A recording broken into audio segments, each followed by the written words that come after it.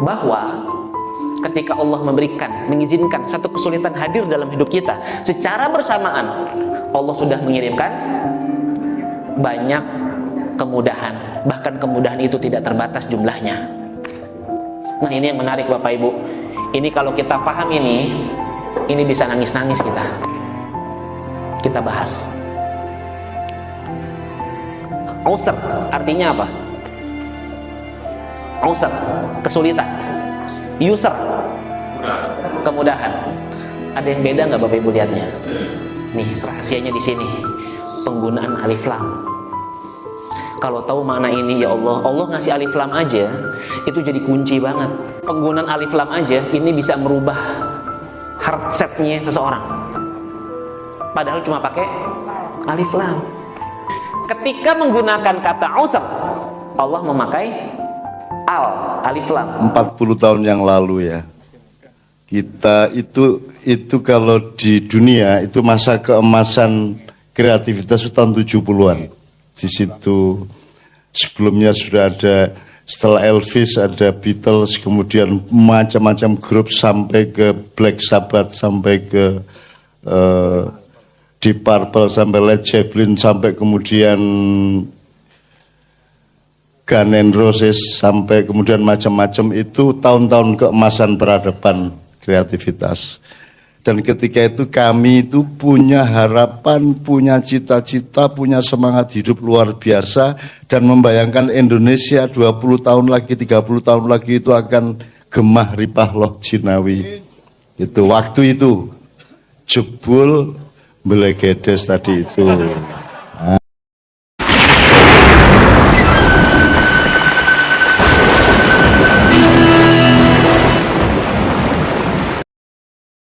Dan terutama kalau yang menyangkut apa yang digunakan oleh Profesor Gunawan tadi adalah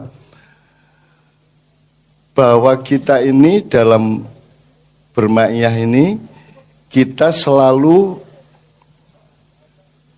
bahasanya Sabrang, kenapa kita kerasan di maiyahan? Karena kita sadar atau tidak sadar kita sedang mendapatkan keseimbangan di sini. We are in balance.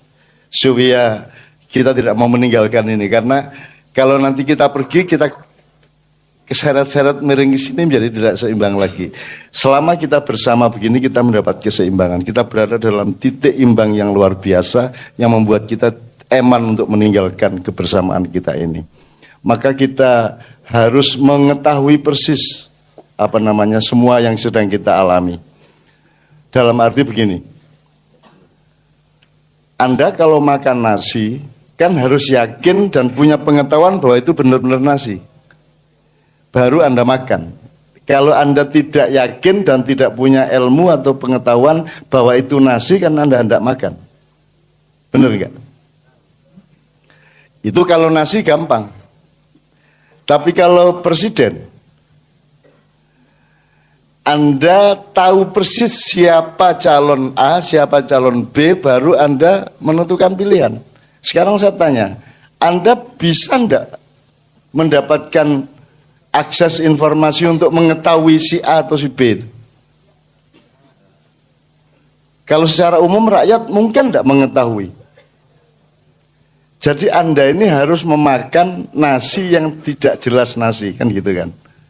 Nah, di dalam kehidupan bernegara kita kita dipaksa untuk mengkonsumsi sesuatu yang sebenarnya kita tidak paham. Untung kita punya Tuhan. Nah, makanya oleh karena itu gini. Ketika tadi Profesor mengatakan kita meniru perilaku yang serba baik dari Allah Subhanahu wa taala, kan begitu ya, Prof ya? Nah, teman-teman sekalian, kalau urusan pilpres adalah kalah menang, sebenarnya kalah menang ini pada teori garis, apa teori bidang, apa teori bangunan, apa teori ruang. Sebab beda. Yang disebut sukses atau menang itu beda pada garis dan beda pada bidang, beda pada ruang, beda pada bangunan, beda pada ruang. Nah, Anda ini sedang mencari yang mana? Saya tidak pernah mengejar kemenangan atau sukses atau apapun saja yang dikejar-kejar oleh manusia di dunia yang tidak memakai teorinya Tuhan, yang tidak memakai teori ruang. Jadi misalnya kalau Anda, siapakah orang-orang yang beruntung? Sopo sing badi? Allah mengatakan besok di Bambang Wetan itu ulang tahun ke-12 di Surabaya, ya. Itu mereka menemukan di Quran itu ada humul muflihun.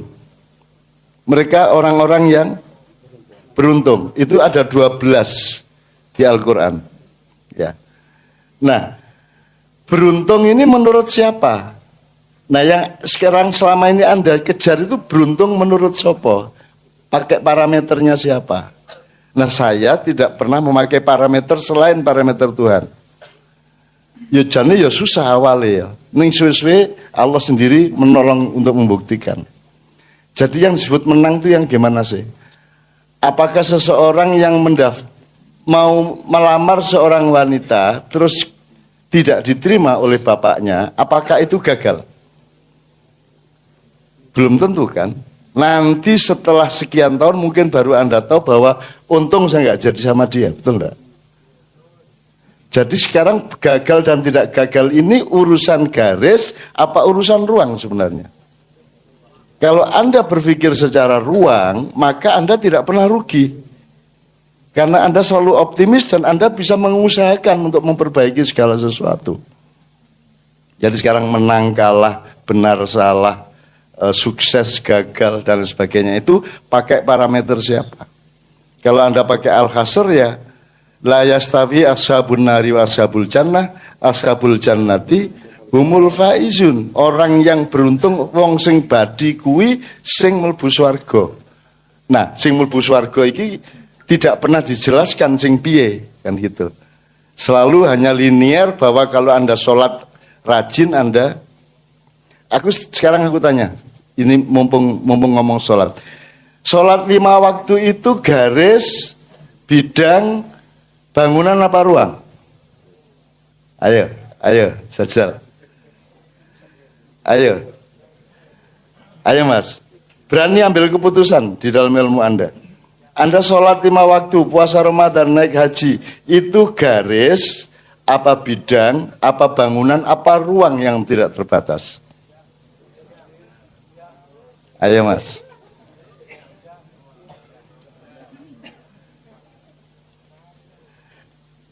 Anda sholat, sudah mencapai sholat, ataukah dengan sholat Anda mencapai sesuatu yang lebih tinggi dari sholat?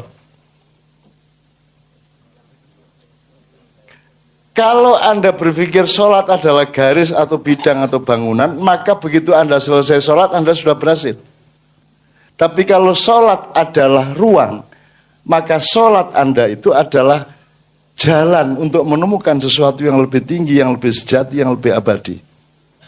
Sekali lagi saya tanya, sholat 5 waktu itu jalan apa tujuan? Maka dia bidang apa ruang? Ruang. Karena sholat ini dari kata bahasa Arab, nyun sewu Pak Muzamil tolong ini ya, nanti di elaborasi ya. Ini memang kewajiban seorang kiai ya. Karena sholat itu dikenal dari bahasa Arab, terus datang ke Indonesia, ke orang Jawa, orang Sunda. Terus yang dimaksud sholat adalah sholat 5 waktu. Maka dia menjadi teknis, dia menjadi garis, bidang atau bangunan. Dia tidak pernah menjadi ruang. Itulah sebabnya Sunan Kalijogo membuat sembahyang. Kata sembahyang itu membuat sholat itu menjadi lebih luas daripada 5 waktu itu. Maka kalau dalam Islam ada namanya sholat daim. Sholat daim itu sholat yang tidak terbatas pada teknis 5 waktu. Tapi sholat dalam arti yang lebih rohani, yang lebih substansial, yang tidak pernah tidak Anda lakukan dalam hidup Anda, dalam siang atau malam, dalam keadaan bangun maupun tidur. Itu namanya sholat daim. Makanya ada kata sembahyang, sembah marang sang hyang. Makanya Mas Iwan ini selalu ngomongnya manembah. Padahal manembah itu ya bahasa Arabnya sholat kan begitu. Tapi dia memilih kata manembah. Karena kata menembah lebih meruang. Tapi kalau kata sholat itu agak lebih teknis bangunan. Jadi itu tidak kebetulan. Maka dibutuhkan sebenarnya kalau Anda orang ruang, Anda harus juga menerjemahkannya ke bangunan, ke bidang, dan ke garis. Misalnya gini, kalau takbiratul ihram, kata Sunan Kalijogo, takbiratul ihram itu ketika Anda Allahu Akbar itu Anda berdiri. Orang yang berdiri dalam sholat, takbiratul ihram, itu adalah orang yang sedang secara bertahap sedang mengalami atau menjalani sholatnya pohon-pohonan. Yang berdiri. Jadi Allahu Akbar, Anda membayangkan Anda menghayati sholatnya pohon. Sabbahilillahi ma fis samawati ma fil ard. Semua pohon sholat, bertasbih kepada Allah. Kemudian Allah mengembangkan makhluknya kan dari materi, kemudian materi yang tumbuh yaitu pohon yang berdiri takbiratul ihram, kemudian ditekuk. Kalau sudah ditekuk dia mulai bisa bergerak. Kan kalau gini nggak bisa bergerak, maka ditekuk, mulai dia menjadi binatang, mulai dia ke tahap binatang. Maka rukuk adalah sholatnya binatang, sholatnya hewan. Nanti Anda ada iftiros, ada duduk iftiros. Di sini Anda melakukan transisi karena kalau dari benda ke pohon itu jaraknya tidak panjang, tidak jauh. Dari pohon ke hewan jaraknya tidak jauh, tapi jarak dari hewan ke manusia itu agak jauh karena membutuhkan software dan aplikasi-aplikasi yang complicated, yang canggih. Membutuhkan aplikasi-aplikasi, membutuhkan IT lah gampangannya. Kan kalau Anda mengajari anjing sholat bisa enggak? Anjing kamu ajari gini-gini bisa toh? Anjing bisa, cuma tidak persis seperti manusia. Tapi kan sholat kan bukan gerak-gerak itu nomor satu. Nomor satu adalah bagaimana rute hatimu, rute pikiranmu, rute rohanimu. Maka transisi dari rukuk ke sujud itu dikasih duduk iftiros. Supaya Anda mengalami transformasi. Begitu Anda sujud, Anda sudah berbentuk Muhammad. Anda potret, sudah Muhammad itu bentuknya. Anda sudah jadi manusia yang menembah. Anda al-abid wa huwa ma'bud. Gitu Pak Muzamil ya. Nah, maka Kanjeng Sunan Kalijogo mengajari transisikan hidupmu. Kalau perlu hidupmu sehari-hari itu pertama kamu belajar dulu berdiri seperti pohon. Setia kepada Tuhan dulu sebagai pohon. Setelah itu belajar setia kepada Tuhan sebagai binatang. Setelah itu setia kepada Tuhan sebagai manusia. Maka angadek takbiratul ihram, kemudian aruku, kemudian alungguh duduk, kemudian asujud. Itu ajarannya Sunan Kalijogo khusus ke sebuah desa di daerah Lamongan yang dipimpin oleh Mbah Astono pada waktu itu. Artinya Sunan Kalijogo nanti ke desa lain lagi itu ajarannya. Tergantung orangnya bisa lewat pohon lewat apa itu. Yang namanya dakwah harus menyesuaikan diri terhadap habitat dan atmosfer masyarakat setempat. Contoh lagi misalnya ketika orang di Lamongan ini bikin ambengan, ya ambeng, terus ada jajan ada jajan beberapa di sekitar apa namanya tumpeng itu, bukan tumpeng, ambeng, jadi masih datar nasinya itu. Terus Sunan Kalijogo usul entuk ora ya tak tambahi ben luwih seger, ben luwih sumringah uripmu. Terus Sunan Kalijogo beli jajan di pasar sehingga di sekeliling Ambeng itu dikasih jajan bermacam-macam untuk menggambarkan kamu harus tahu bahwa hidup itu bermacam-macam, manusia itu bermacam-macam, dan kamu harus lita'arofu, harus kenal satu sama lain dan harus sabar satu sama lain untuk mengapresiasi bermacam-macamnya manusia. Perbanyaklah penerimaan dan jangan memperbanyak penolakan. Kan orang sekarang suka menolak kan gitu. Semua tidak boleh, semua dicegat, semua dicegat. Semua dikafirkan, dimusyrikkan, dibid'ahkan dan seterusnya. Orang sekarang lebih seneng menghalangi daripada melepaskan, kan begitu. Terus sama Sunan Kalijaga dikasih tak tambahi kembang telu ya ben seger, ben wangi, dikasih bunga 31 mawar, 2 kenongo, nomor 3 kantil. Ndak. Telon itu kantil? 3 macam telon. Enggak, Sunan Kalijaga ngasihnya 31 mawar, 2 kenongo, nomor 3 kantil. Mawar itu adalah primadona dari kembang-kembang yang lain.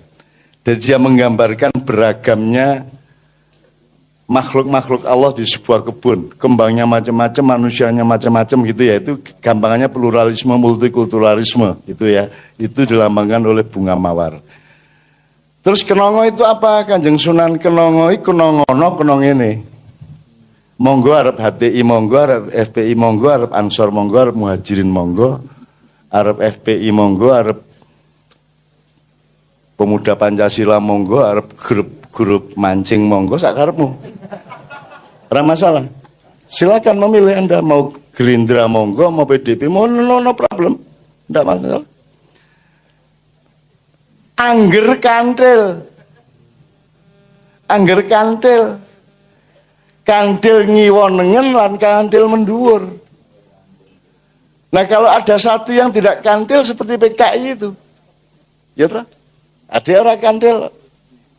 Jadi kira apa-apa. Sekian partai enggak apa-apa, sekian golongan, sekian mazhab enggak apa-apa, asal tetap kantil di dalam ruang Islam yang tidak terbatas itu. Itu namanya kembang kantil. Itu kata Sunan Kalijaga. Terus Pak Muzamil tak suruh ke sana kemarin. Tak minta ke sana, harus ke sana Pak Muzamil. Minta kembang yang lain.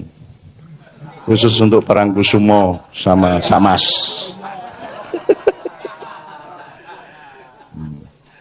Akhirnya kembang kandul, kontal kandul ya. Ya, istilah melu-melu aku. Oke, jadi teman sekalian kita sudah tahu sekarang teman-teman di Maknya bahwa gini, satu lagi ya sebelum saya minta habis ini mungkin siapa ya, Mas Iwan atau Mas Samsul ya semua monggo. Gini, Allah itu kan ada jarak pandang, Brang. Jarak means there's a close place. Kalau sedengan ini apa? Middle distance and then far distance. Jadi Allah kasih metode, kalau jauh pakai kebijaksanaan. Kalau sedang pakai kebaikan. Kalau deket baru boleh pakai kebenaran. Kalau sudah deket banget.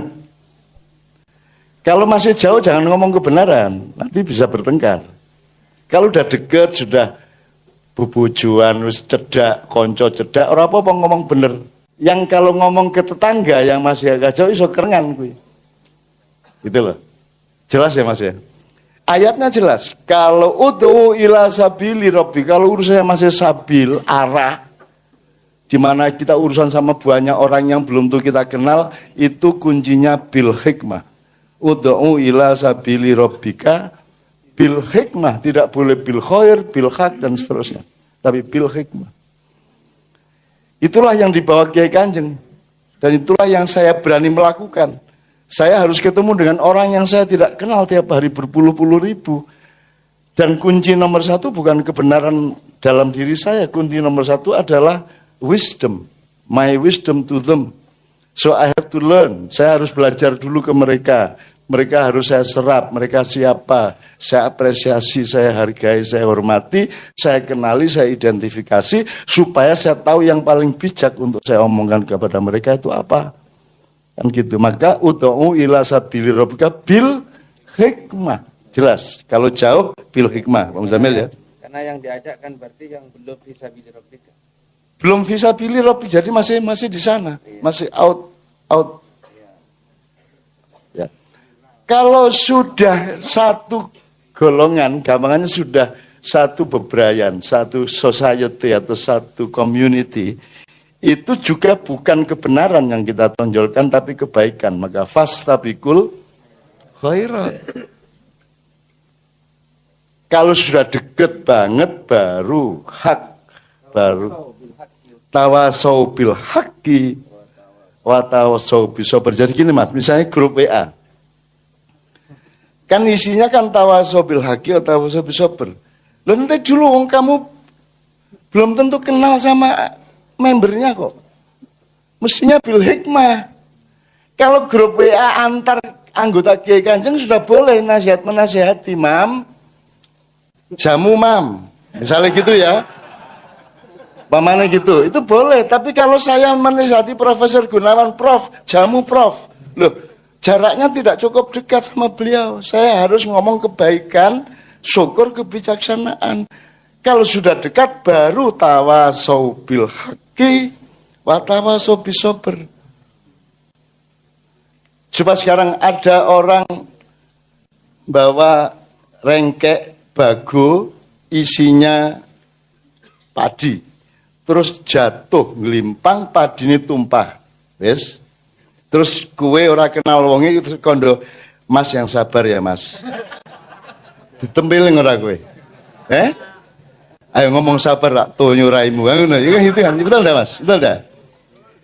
Anda boleh menasihati kesabaran dan kebenaran kalau sudah dekat hatimu satu sama lain, baru tawasau bil haqqi wa tawasau bis sabr.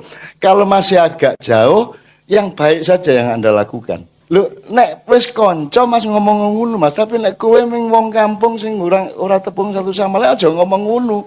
Iki nek kene pas ngeluh tenan kan disaduk ndase iki. Sing gak ngerti sapa mulane aku iki mergo keliru liwat kene, mulane terus kembet iki. Aja terus sampean kudune liwat kene lho, ya apa sih sampean. Ngerti maksudnya? Jadi dalam teori budaya begitu, kalau sudah deket baru Anda bisa mesra, misuh, ya, enggak apa-apa. Jadi Pak Mustafa sama saya itu begitu dekatnya sama beliau saya, karena tahun 70 tahun 70 saya kenal Pak Mustafa itu, karena saya redaktur harian masa kini, rubrik insani, sastra dan budaya. Terus ada seorang remaja jalan kaki dari kota gede, uduk, menyerahkan puisi. Siapa namanya? Mustafa W. Hasim. Oh, saya redakturnya kayak waktu itu. Nah, saya sudah dekat sama beliau sejak itu. Di Suara Muhammadiyah di masa kini sudah dekat. Sehingga saya ngenyek dia itu kayak apapun, tidak ada masalah. Nggak ada masalah, karena saya sudah sangat dekat. Sudah tawasau bil haqqi, tawasau bis sabr. Saya tidak perlu kebijaksanaan sama beliau. Betul enggak? Nah, kalau masih jauh, pakai kebijaksanaan. Gitu ya Mas ya? Ini luar biasa menurut saya. Ini kita temukan ini bukan karena saya ngerti Mas. Ini yang namanya kata Sabrang, SWOM intelligence. Kecerdasan kolektif, kecerdasan yang kita temukan hanya kalau kita bareng-bareng seperti ini, maka namanya sinau bareng, learning together, not learning individually, alone, ya, tapi together kan gitu. Makanya ma'iyah ada dua makna, satu ma'iyah pakai ain berarti kita bareng-bareng, atau ma'iyah pakai hamzah artinya sumber air. Kedua-dua ma'iyah sama ma'iyah, monggo sakarepmu. Makiyah ya untuk berarti Mekah kan gitu. Enggak ada masalah ya. Jadi Ma'iyah itu enggak apa-apa, enggak ada juga enggak apa-apa kok. Saya enggak akan memaksa-maksakan gitu loh. Sekalian ya mudah-mudahan jelas bagi kita sehingga Anda sekarang dalam berkeluarga, ngurusin teman-teman di kantor, pergaulan di kampung, insya Allah pedomannya lebih jeling sekarang. Sudah lebih, Anda pasti lebih bijak dari semua orang insya Allah. Anak-anak Ma'iyah insya Allah akan menjadi pemberi solusi bagi setiap masalah di sekitarnya. Itu saya bukan pastikan, tapi yo mesti wae kaya ngono, nek ora terus piye? Pancen iya, pancen ngono. Dan Anda memang dipasang oleh Allah untuk seperti itu karena Anda disayang oleh Allah, maka Anda kumpul di sini ini karena Allah mencintaimu dan Anda pun menjadi mencintai Allah Subhanahu wa taala. Gitu ya. Saya doakan Pak Profesor, ini nanti mereka yang akan jadi pemimpin-pemimpin nasional di tempat masing-masing, baik dalam skala lokal, regional maupun nasional beneran. Siapa tahu di antara teman-teman ini nanti ada yang jadi menteri apa, ya toh. Minimum jadi ya pola direktur Grab apa gitu. Lumayan banget. Iya. Sekarang saya tanya Pak Mus ini kan tidak bisa naik sepeda. Jangankan motor, jangankan mobil. Ngebit wira iso. Tapi dengan adanya Grab, Gojek, kan tinggal gini-gini toh. Datang toh mobilnya. Kalau dulu kan neng pinggir jalan ngenteni kan gitu kan. Sekarang sudah tinggal gini-gini dan alhamdulillah dalam beberapa bulan terakhir beliau sudah pakai smartphone. Ya. Sudah ada aplikasi Grab lumayan. Jadi saya soalnya baru beberapa 3-4 bulan terakhir dapat WA dari Pak Mustafa, sebelumnya SMS. Dawa banget kayak. Dan SMS ini mesti ngene 10, 1, 2, 10, terus endingnya oke. Gelem ora gelem aku. Gelem ora gelem oke, gitu kan. Akhirnya setuju iki pokoknya di SMS Pak Mus kowe kudu lilo. Mesti pak endingnya oke nggih. Ya nggih gitu. Sudah dekat gitu ya. Oke, siapa berikutnya? Saya mohon. Kula nuwun sedulur. Kula nuwun. Alhamdulillahirabbil alamin. Assalamualaikum warahmatullahi wabarakatuh.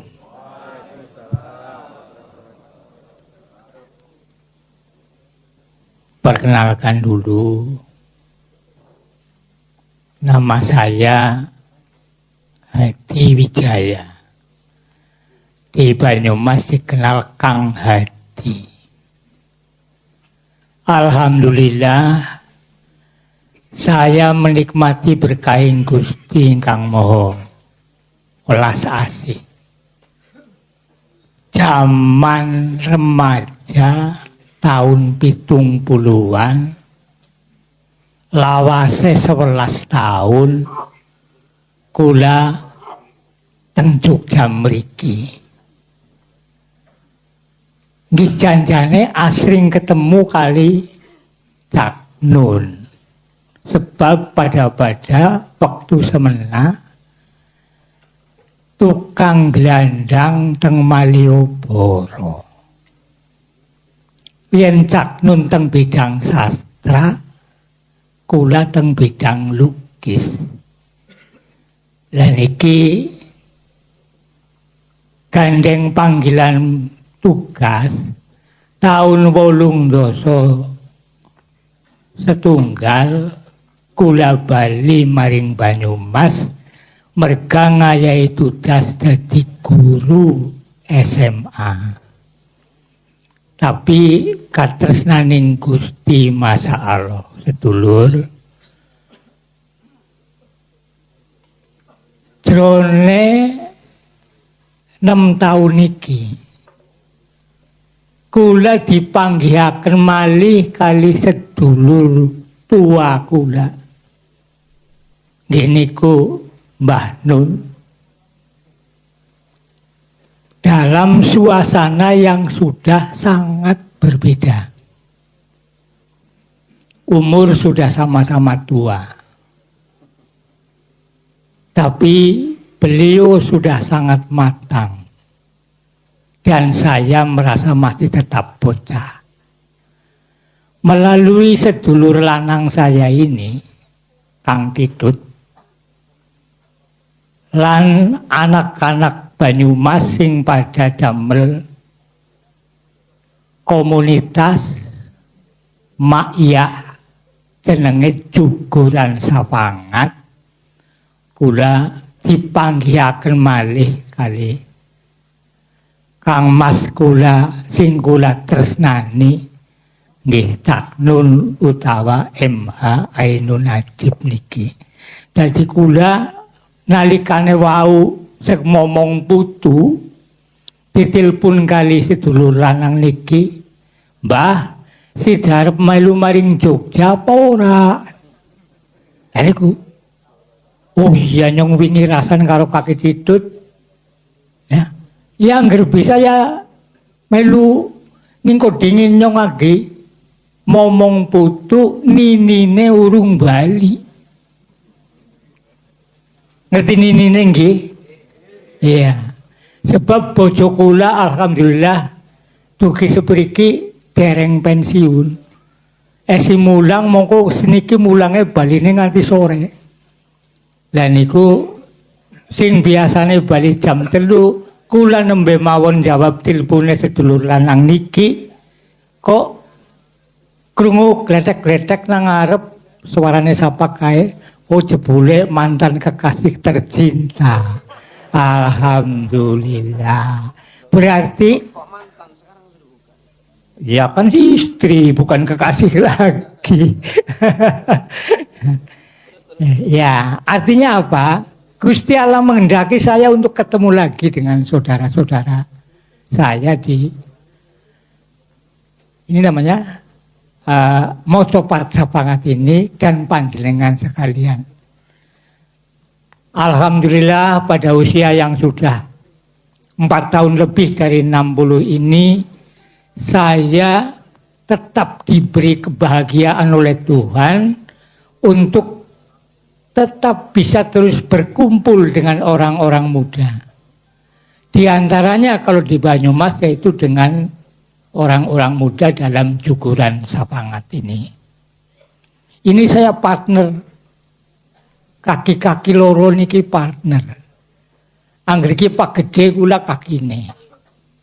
Dablongane jane ya padane kula nulis mandan tua dadi mandan isin. Terus serang mawon nang kita bedigasan ora karuan. Bedigasan. Ning wong niki dadi ikon nang Banyumas, jere sing bedigasan malah sing lumrah.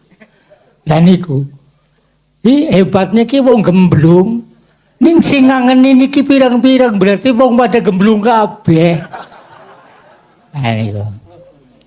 Lah niki alhamdulillah sedulur kula saged pinanggih panjenengan rumaos bahagia banget teng mriki dados kula dipanggihaken teng Gusti Allah kali panjenengan. Dadi lan rasane kula niku dadi nomaning.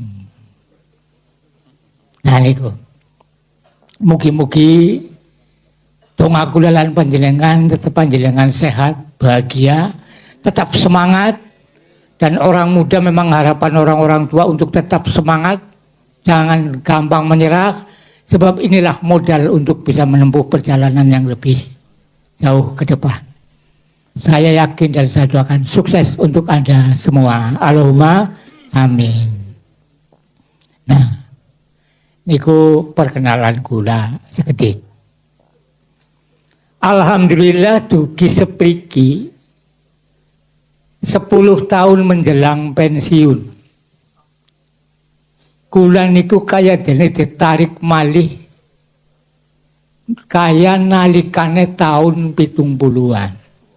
Kanca-kanca kula teng Sanggar Bambu ngantos sepriki tesih nyambung lan kula tasih kecatet sebagai anggota Sanggar Bambu yang ada di Yogyakarta ini. Mungkin panjenengan tidak semuanya mengenal Sanggar Bambu itu.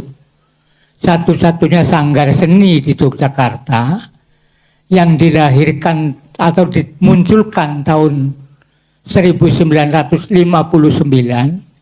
oleh Sunarto PR, Kirjo Mulyo, dan juga FX Sutopo.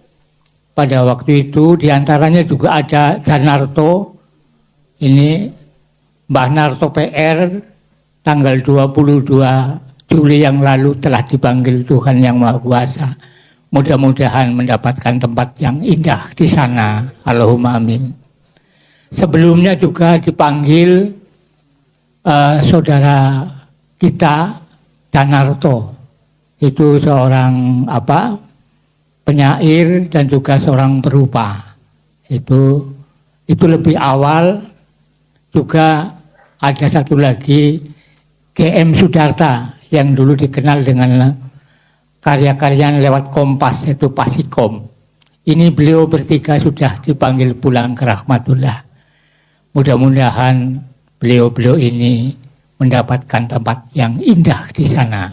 Allahumma amin. Nah, saya pun ketika Mbah Narto meninggal sempat untuk silaturahmi dengan keluarganya di sini dan mengantarkan jenazahnya sampai ke makam seniman di Bukit Imogiri itu. Nah, ini sekedar gambaran perkenalan saya. Selanjutnya saya ingin mencoba untuk masuk pada persoalan atau tema yang malam ini dihadirkan di tengah-tengah kita. Manusia ruang. Benar ya, manusia ruang. Ya.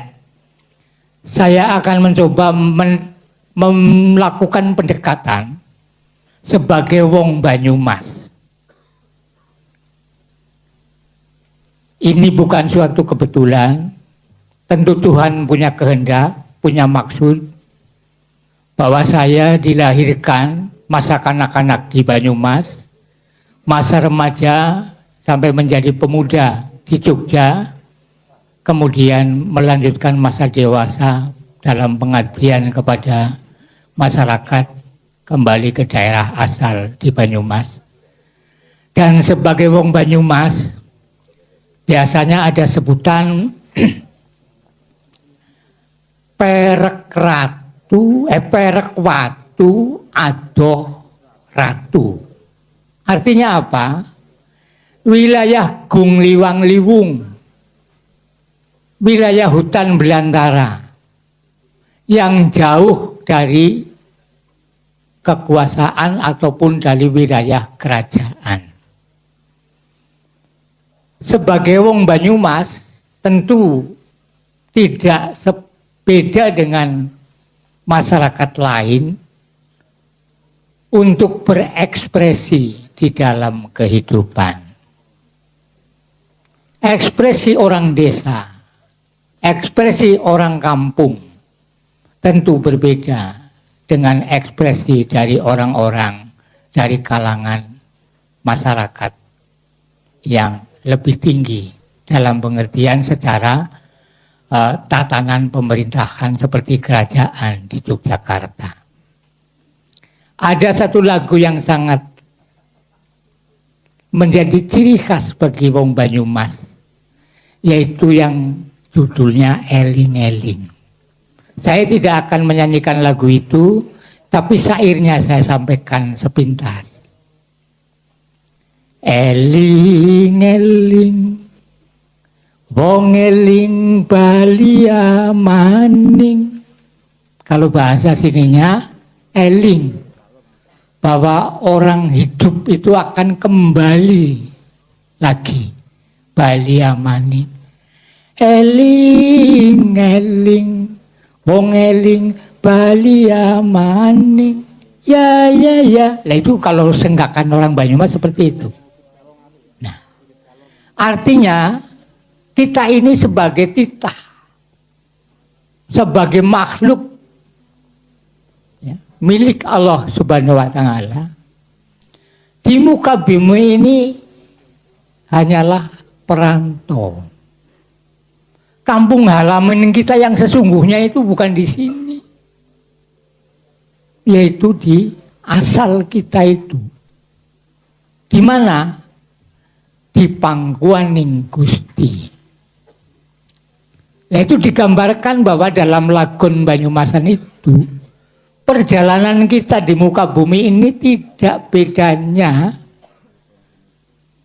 hanya jalan yang pendek.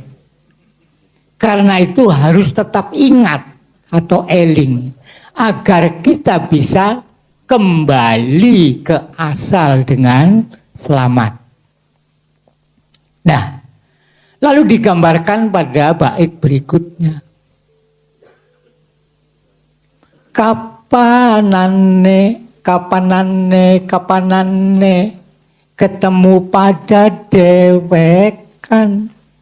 Ini menggambarkan dua sejoli yang saking kangene untuk ketemu sampai-sampai merindukan, ya kapan bisa ketemu maning.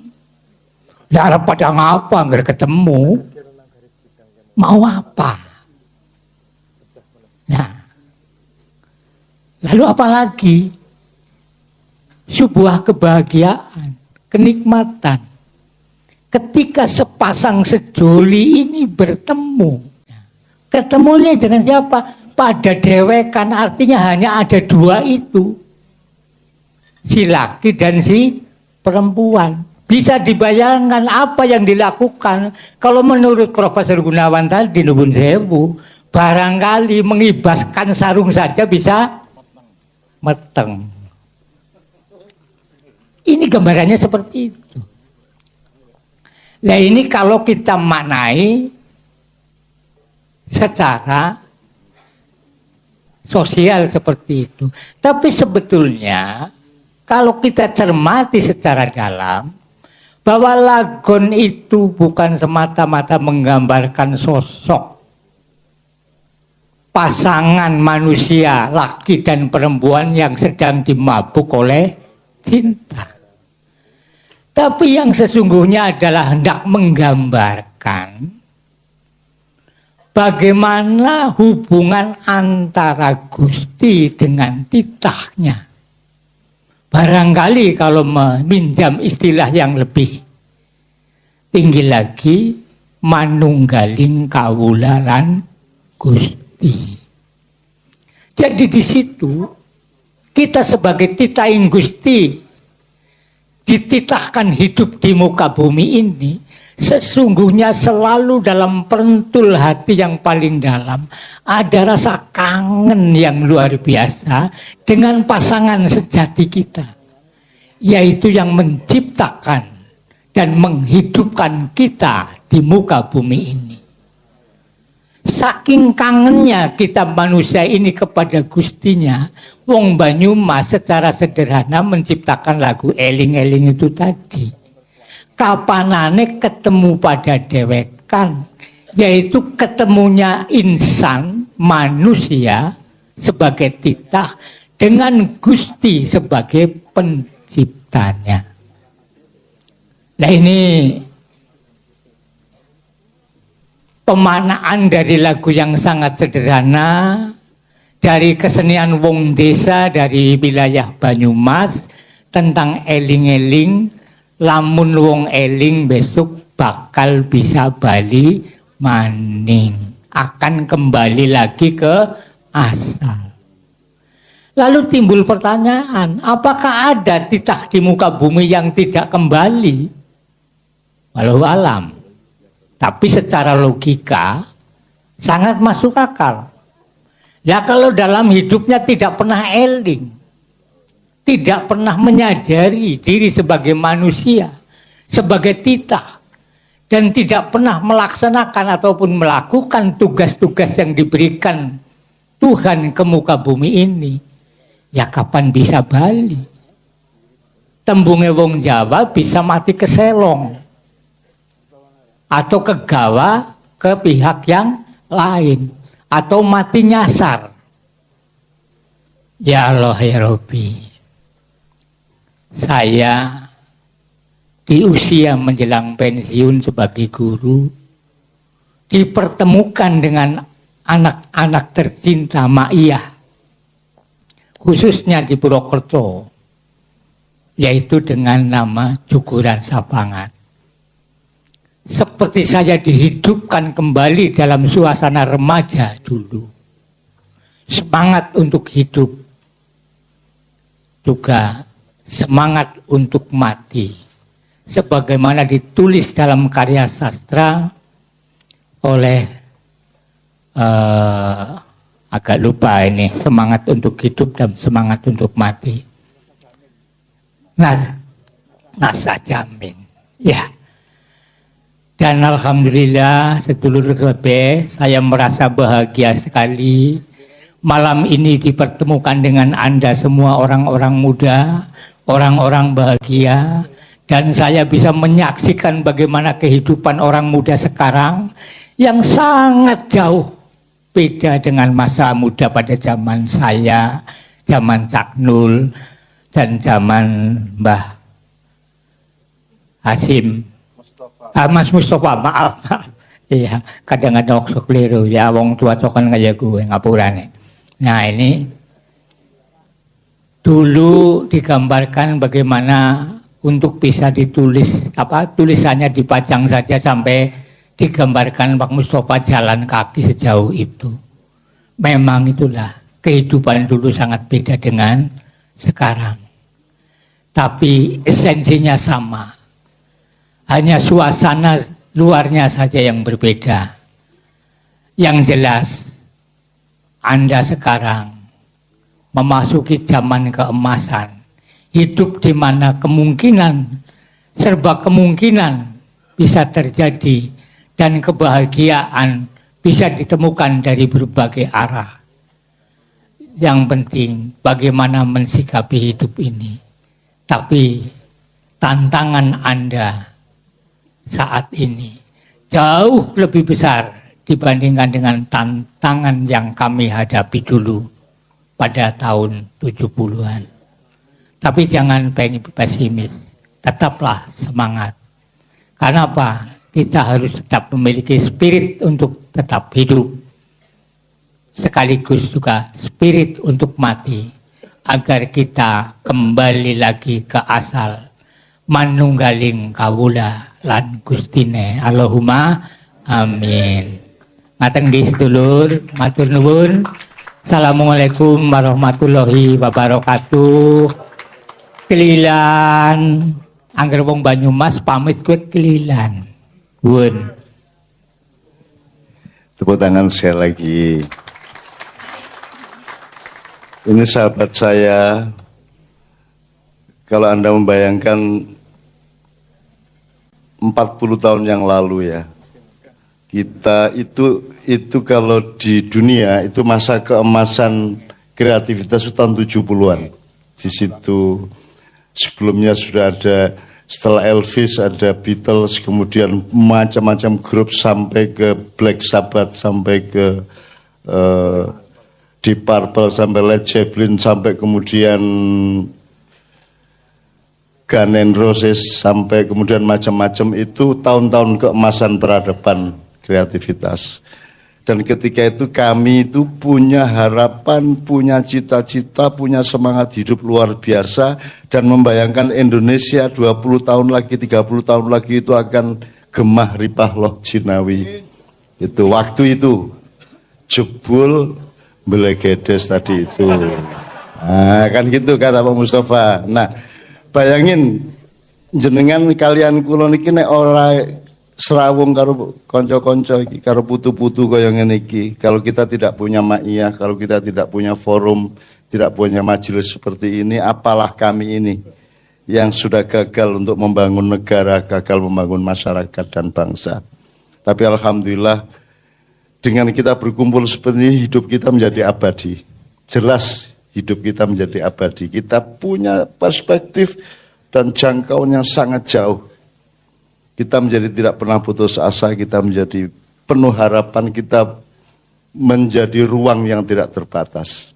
Saya alhamdulillah tahun 75 menulis yang dirumuskan di nomor 90 dari 99 untuk Tuhanku, itu judulnya adalah Di Dalam Diriku Ada Ruang yang Sangat Luas Tak Terbatas.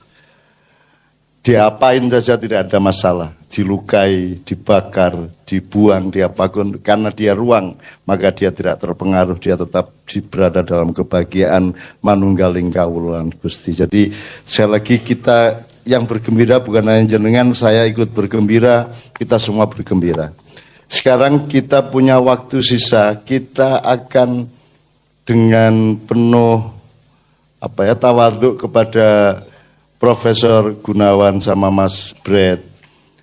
Beliau alhamdulillah menemani kita sampai jam sekian, tapi kita tidak boleh mengikat beliau. Kalau anytime beliau merasa harus meninggalkan tempat ini, kita ikhlas tapi kecewa juga gitu. Ikhlas tapi ya pengennya bareng-bareng terus kan gitu ya, namanya juga sudah bersaudara.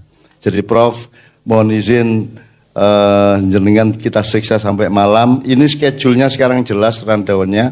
Sekarang kita dengarkan Mas Samsul karena belum tadi ya. Mas Titut sama Mas Titut. Atau gini, satu nomor dulu supaya bervariasi. Satu nomor Kiai Kanjeng dulu, kemudian Mas Titut, Mas Samsul, Sabrang, Pak Muzammil, and then siapapun yang lainnya yang masih menguakan sesuatu, nanti di akhir kita akan membawakan bersama Kiai Kanjeng Takbir Akbar yang dulu kita bawakan pada tahun 1995 di Monas pada waktu itu. Pasti tidak mampu mencapai tingkat estetika dan nuansa seperti 25 tahun yang lalu, tapi mudah-mudahan nanti bisa kita bawakan. Meskipun tidak pernah latihan, tapi pokoknya kita puncai dengan kita boleh santai, tapi kita tetap sungguh-sungguh. Kita boleh gembira, tapi kita tetap khusyuk. Kita boleh dangkal-dangkal dalam kehidupan, tapi kita tetap mendalam. Jadi kita selalu mengakomodasi semua kemungkinan-kemungkinan dalam hidup. Bismillah, inilah Kiai Kanjeng dengan satu nomor. Ya ampun. Ya ampun ini ceritanya Kiai Kanjeng rekaman di salah satu studio di Jakarta di daerah Pluit. Mereka bikin musiknya, kemudian ditinggal ke Jogja, tinggal saya sendiri, terus saya mengisi lagunya. Jadi ketika saya mengisi lagu ini, Kiai Kanjeng tidak tahu, lagunya bagaimana juga tidak tahu, saya juga tidak merencanakan lagunya, pokoknya no musik kaya ngono aku bengok ngono wae. Sampai karena bengoknya spontan di studio, akhirnya resikonya adalah saya tidak bisa mengulangi lagi. Sehingga Mas Imam yang harus membawakannya. Karena kalau Imam dia bisa lebih persis daripada saya sendiri kan gitu. Saudaraku, saya akan berdiri menyampaikan sebuah keindahan. Saya bersyukur pada Ilahi Robi malam ini bahwa di luar ukuran akal sehat saya, malam ini saya ulang tahun di depan guru besar saya, MH Ainun Najib Cak Nun. Terima kasih Tuhan. Sesuatu yang di luar dugaan bahwa ruang dan waktu yang tanpa batas. Bahwa saya menemukan sorga yang tersembunyi. Di mana sorga yang tersembunyi bagi saya adalah di dalam hati kita. Bahwa yang tersembunyi dari masing-masing mengatakan sorga tidak ada. Saya sengsara, itu sorga bagi saya. Kesengsaraan saya adalah sorga. Mencapai ke depan sebuah nilai kehidupan yang indah. Jadi tidak usah khawatir bahwa sengsara pasti Tuhan akan memberikan titik kehidupan yang indah. Tadi sahabat-sahabat saya menyampaikan dengan bahasa petok-petok, ayam, kuku luruk. Saya tadi mau menyampaikan ada kluruk jago yang pipir silit. Itu kalau jago belum besar namanya jengger, itu kluruknya pipir silit. Itu begitu. Ini adalah tanpa batas. Semua binatang memiliki ruang yang tanpa batas, ruang yang sangat indah, bahkan itu sebagai pralambang, termasuk orang mau mati, ada burung, ada ulik-ulik tuhu. Itulah kenapa kita tidak belajar tentang alam, bahwa termasuk burung kuk teruk itu juga memiliki sesuatu yang sangat indah ketika si pemiliknya sedang tidur bersama, sing jero, tanpa batas. Sangat indah, sing jero sebenarnya begitu, tapi dalam bahasa burung.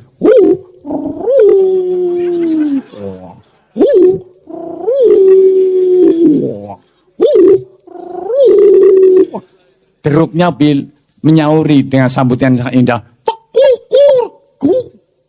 Kuk, 3 kali guknya guguk masuk dalam sekali. Itulah sebuah tanpa batas ruangan itu. Saya akan menyanyikan lagu. Tapi ini tidak keliru buat memperbarui lagi sebuah semangat bahwa dipertemukan saya dan Mak Iyah, saya hidup kembali dengan semangat yang tadinya sengsara menjadi sebuah keindahan. Dan mohon maaf Cak Nun, dulu saya menyampaikan, saya ini petani, patut orang saya petani. Saya menanam tomat Pak, saya menanam cabai, saya menanam pepaya, bahkan tadi pagi saya baru nyiram dan saya semalam tidak tidur karena semangat saya ada Mak Iyah. Saya 2 malam ini belum tidur, masih kuat mendelik seperti ini. Terima kasih Tuhan. Itu betul-betul saya baru muhasabah dengan beberapa teman. Semalam tidak tidur, siang ke sini, semalam sekarang saya punya kekuatan lagi dan energi karena kita satu frekuensi, kita memiliki elemen yang sama, maka suara sama adalah ruang yang sangat indah, ruang manusia. Dan ini lagu yang mohon bisa didengarkan, lagunya berjudul apa ya? Jangan terlalu lah. Jago kluruk keproke. Jago kluruk kuakat esuk gugah turu. Awan kluruk kejago aseng mangan.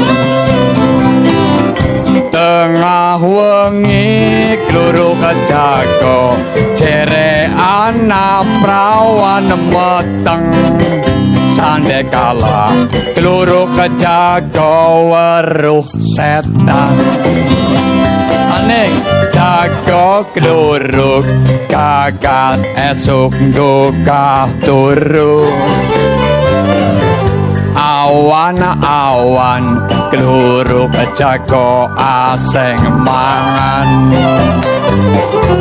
Tengah wengi kluruk kejago jere anak prawan meteng. Sandekala kluruk kejago weruh setan. Sing medeni setane seragam karo dasian, hobine rapat, tanda tangan nyolong triliunan. Hobine rapat, tanda tangan nyolong triliunan. Neko nangan pecicilan, kelayapan golet pengacara, kon belani nganti mati-matian.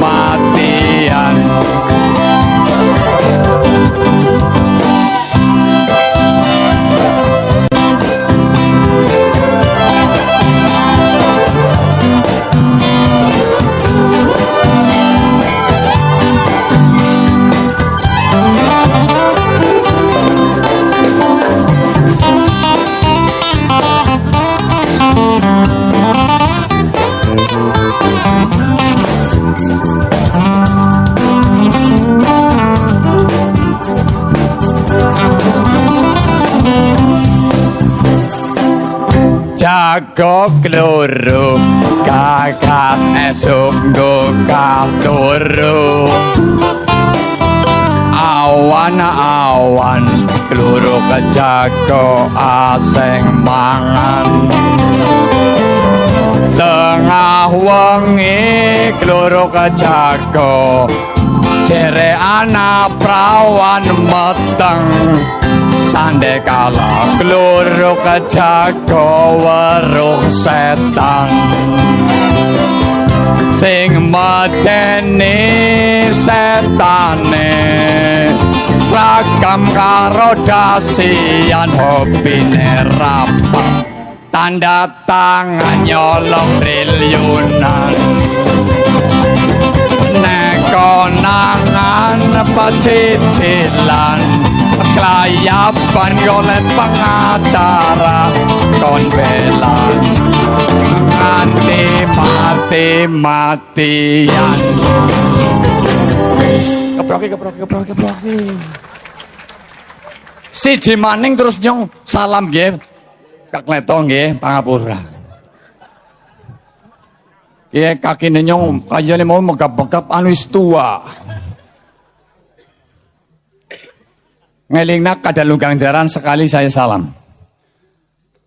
anak kadal nunggang jaran mancat pedal enjot-enjotan ceceke guyu latahan ngundang komodo melu jogetan hahaha hehehe hop hop dingin hop kene rok na ontek pas ngono hahaha hihi ngemilu hahaha hihi Ki masalah kon ngeling narika pada mau anak putune mbok dadi wakil rakyat kon pada eling karo sing wong cilik-cilik nggih dadi aja kaya kadal lunggang jalan mbok kaya tai ngasu pada mbok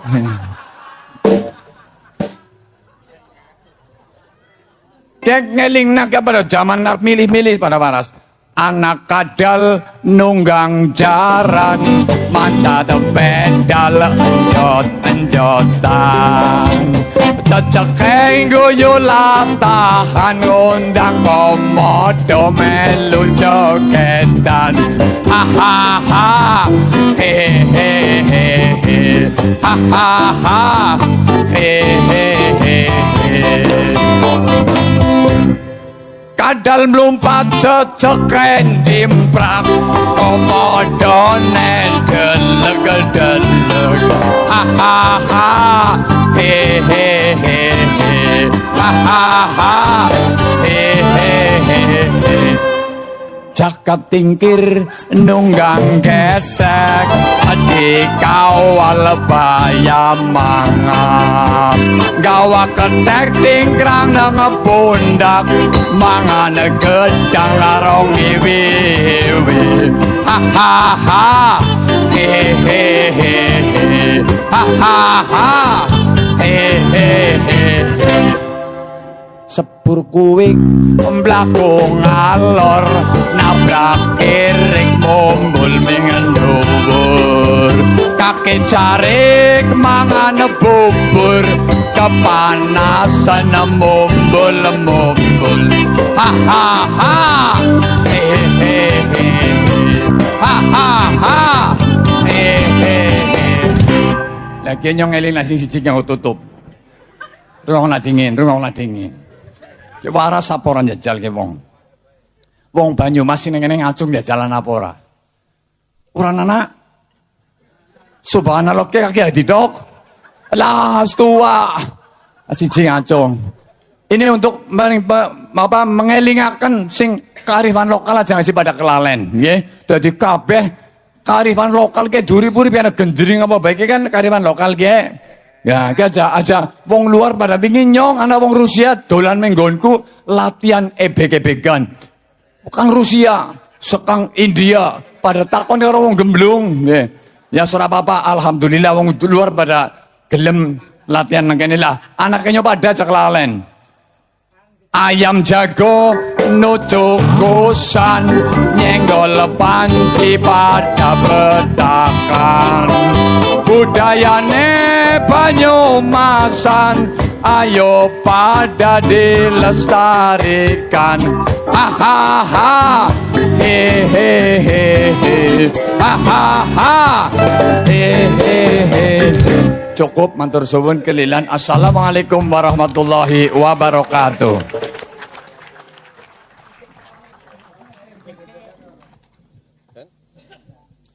Oke, assalamualaikum warahmatullahi wabarakatuh. Nun sewu, Mbah Nun. Ini beberapa hal saja mungkin dikit saya sambung yang tadi.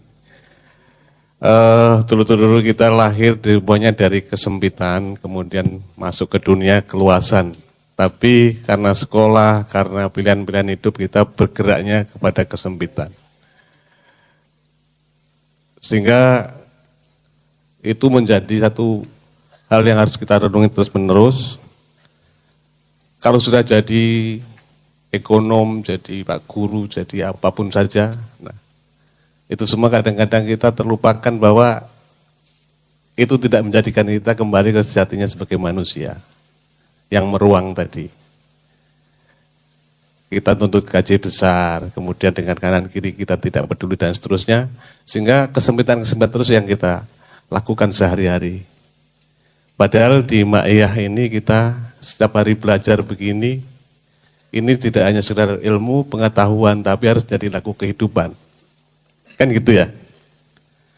Kita dari mana-mana, saya pikir besok setelah kita muda menjadi tua, berkeluarga dan seterusnya, tentu saja kan tidak sebatas bermakyah bersenang-senang, tapi bagaimana kita implementasikan di kehidupan. Untuk bojo punya istri yo, nah iso satu gelombang satu frekuensi. Satu gelombang satu frekuensi, sehingganya seperti kata si Mbah tadi, kita bisa menanam dan terus menanam kebaikan pada sesama manusia. Maka makyah itu kan lata kopal letajan nek dadi wong ki nek wedi aja wani-wani, nek wani aja wedi-wedi. Itu filosofi Jawa juga.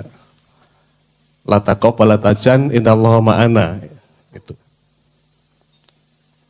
Jangan bersedih, jangan takut karena Tuhan bersama kita. Jangan takut ketika besok kita mau apa jadi apa. Kan pertanyaannya kadang-kadang kita saiki sopo, besok mau jadi siapa. Kalau nggak jadi apa-apa kita seolah udah mati hidup ini. Tidak ada gunanya. Padahal kembali kepada rahmatan lil alamin, modal bekal pertama adalah rahmat. Simbah bilang rahmat itu tidak harus dalam konteks senang-senang yang dalam arti linear bendawi. Bahkan tidak punya apa-apa itu kadang-kadang rahmat supaya kita hidupnya lebih mampu menghadapi segala godaan-godaan, segala tantangan-tantangan. Termasuk musibah barangkali itu juga satu rahmat. Kita ini kan bersyukur, senang, nek untuk bejo terus. Tapi ketika kita mengalami kesusahan itu tidak kita anggap sebagai kesyukuran dalam tingkatan yang lebih tinggi. Nah ini godaan-godaan, tantangan-tantangan yang selalu dihadapi oleh kita semuanya. Terutama besok-besok ketika kita kembali di masyarakat, apa yang bisa kita kerjakan untuk mereka menjadi problem solver, menjadi manusia yang dapat menyelesaikan persoalan masyarakat. Itu belajar untuk Ma'iyah ini. Saya yang alami di kampung saya, tadi sudah disebut, kepala disebut bahwa karakter Ma'yan di Ambengan itu adalah mencerminkan kehidupan desa. Apapun yang masalah di desa, saiso-iso ini kita lakukan. Nek arek-arek podo-podo, jamaah itu ya gendong-gendong ini kabeh, duit ya gak gablek, ekonomi susah, tapi bukan menjadi alasan untuk tidak berbuat baik. Isone sedekah getih ya sedekah getih. Soalnya sedekah duit ya ranti duit misalnya. Isone gali kubur. Kita ada komunitas namanya komunitas penggali kubur KPK. Gitu, ya. Itu anak-anak Ambengan yang seperti itu. Kenapa demikian? Terus apa sing iso dilakukan? Kan biasanya kalau gali kubur itu ada uang selawat ya. Iku gak gitu kura kok, dikumpulno nggawe pagar kuburan. Saya sing digawe pemerintah gak tahu dadi. Itu kan satu kebahagiaan tersendiri untuk sedekah pada Indonesia. Bagaimana diajarkan Simbah kan tugasnya wong Ma'iyah itu sedekah pada Indonesia. Nggawe keranda dan seterusnya. Sidik-sidik apapun saja, jangan lihat bentuk apa, besar kecilnya, tapi apa yang sudah dilakukan. Kemudian yang terakhir ini soal pribadi ini, Mbah, teman-teman Ambengan itu nagih janji, karena beberapa bulan yang lalu Simbah ngate dawuh, tunggak nasul warga Kadipiro Sondan teko Ambengan. Itu pertama.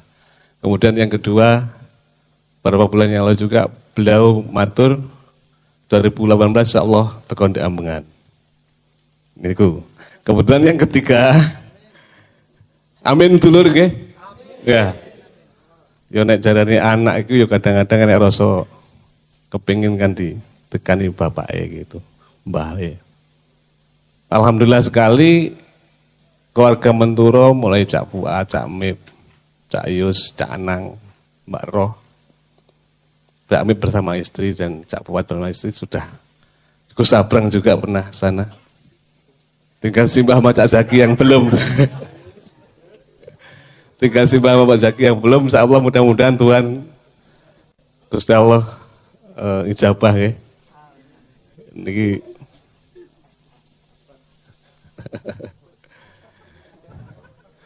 karena Mbah Herman barang kan. Barangkali nanti ada momentum yang bisa untuk memperjalankan itu semua. Dan kembali ke paling pokok kanca-kanca, tadi saya ngomong kalimat bahwa nek wani aja wedi nek wedi aja wani. Pokoknya ilmunya bonek nekat. Kayak perjalanan saya selama ini, ya itu aja ya ilmunya. Kadang-kadang melungkuk ketemu dulur